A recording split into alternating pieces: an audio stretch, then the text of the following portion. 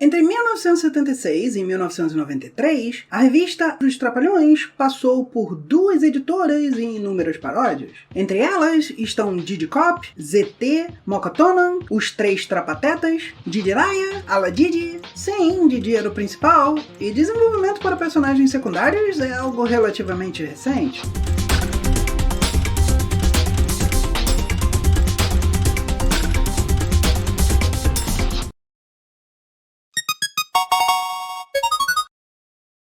Uma das paródias mais recorrentes é de Indiana Jones, que ganhou 2 revistas dedicadas às suas aventuras no formato de livro-jogo, chamadas de Especial RPG, e essas revistas são muito nostálgicas pra mim. Eu tinha jogado livros-jogos antes, mas muito pouco. Elas são bem feitas e bastante descomplicadas. Existem poucas regras, basicamente se valendo mais da estrutura de livro-jogo para contar histórias divertidas. Claro, estamos falando de histórias em quadrinhos para crianças, então são aventuras sem violência gráfica. Ainda assim, temos vários momentos em que a escolha errada ou uma falta de sorte pode custar muito ao jogador, então não deixa de ser um jogo. Uma crítica que eu posso fazer quanto a esse livro é que algumas das possibilidades ficam um pouco fácil demais de serem vistas. Já na segunda página de história, temos 2 partes não sequenciais. Eu suponho que seja inevitável, sendo uma pequena revista de 44 páginas e ainda sendo uma revista em quadrinhos. Painéis grandes e coloridos são um pouco mais difíceis de esconder que parágrafos.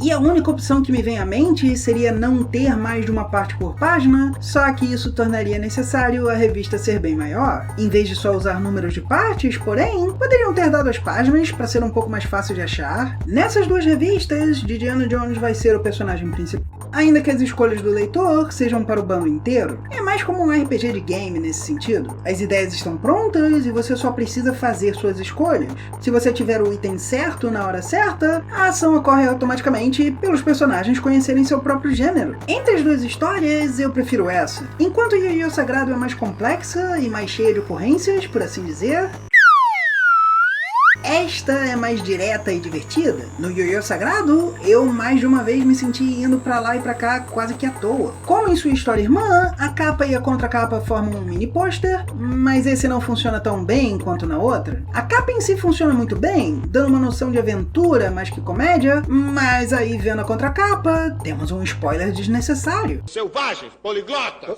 Ninguém precisaria saber que temos trogloditas e poderia ser uma surpresa quando Zacaria das Cavernas surge. Além disso, e isso é uma mesquinheza, mas o único dinossauro que realmente ataca é o Tiranossauro. Quem diabos é esse Brontossauro maligno? Ou talvez ele só tenha passado a noite em claro? Esse aqui certamente passou. A Ilha dos Dinossauros começa com um Dedé Santanossauro, paleontólogo, dizendo que encontrou uma ilha repleta de dinossauros vivos. Eu suponho que eu possa dizer que isso seria meio estranho para um arqueólogo. Eles vão achar algo de civilização primitiva, mas eles não sabem disso. Além do que, como o Dedé sabe que tem dinossauros lá? E vivos? Verde com pintinhas amarelas. Sim, tem chapas do estado de Minas.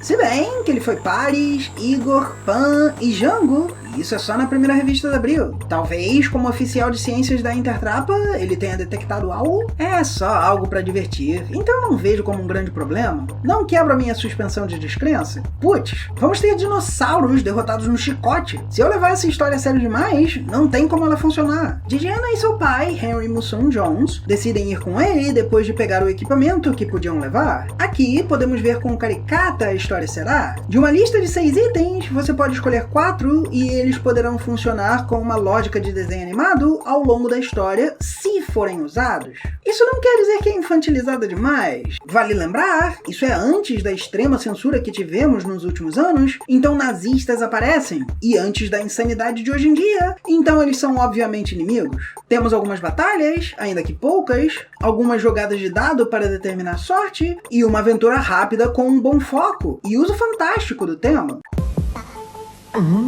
Claro, eu não vou entrar em muitos detalhes por merecer ser jogada. Eu recomendo para qualquer um querendo uma aventura rápida e leve. A seguir... S-P-O-I-L-E-R-S Spoilers. A aventura começa com uma opção entre irem de avião ou de navio. Independente de como escolha ir, Didiana tem pela frente dinossauros, símbolos, um Zacarias das Cavernas, e a história recompensa valorizar o conhecimento e o senso comum, seja pelo especialista poder interpretar símbolos escritos, seja ouvindo um paleontólogo quando ele diz que não devemos atacar um dinossauro, mas não assumindo que entende tanto quanto ele. Herbívoro, né? Então não vai ter conflito. Sai da frente, bicho feioso. Bonk. Burro. Eu disse que ele era herbívoro, não inofensivo. Por sinal, tratar um animal, especialmente um grande assim, como se ele devesse fazer o que você quer, nunca é uma boa ideia. E de forma similar, a aventura termina com uma explicação de como a ilha sobreviveu à era glacial e Didiana dizendo que o conhecimento é a maior recompensa. Claro, temos uma piadinha sobre fazer um parque de diversões lá para termos uma recompensa mais material, e eu tenho certeza que nada vai dar terrivelmente errado por inúmeros filmes. Alan!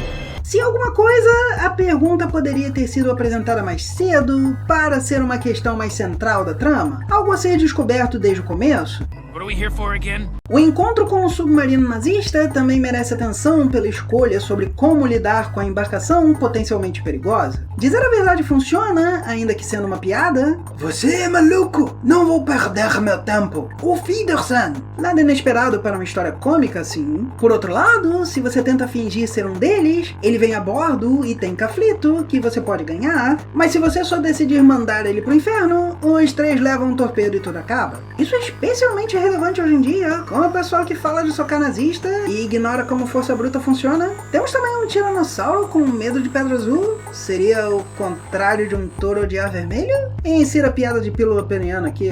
Pura e simplesmente é uma ótima diversão para todas as idades. Eu decidi resenhar essa revista por minha nostalgia, mas eu adoraria ver a Globo colocar isso no seu site, separando as partes para melhorar o uso e permitindo a todos que joguem o jogo de graça. Talvez até pudesse se tornar uma forma de lançar novas aventuras de personagens como esse, e o Cavaleiro Didi poderia ver as crianças de hoje se divertirem com seu legado. Obrigado por 100k curtidas no TikTok, e lá você pode ver a minha mini resenha celebrando 3.000 inscritos aqui.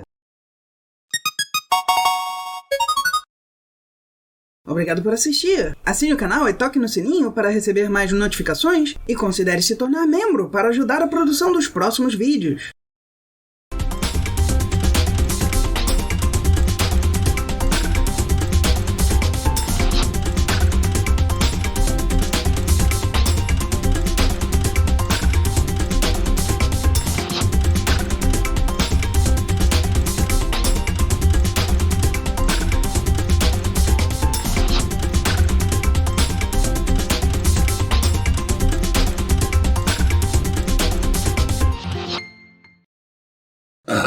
A revista já havia feito várias paródias, colocando seus personagens como versões mais cômicas das histórias sendo parodiadas.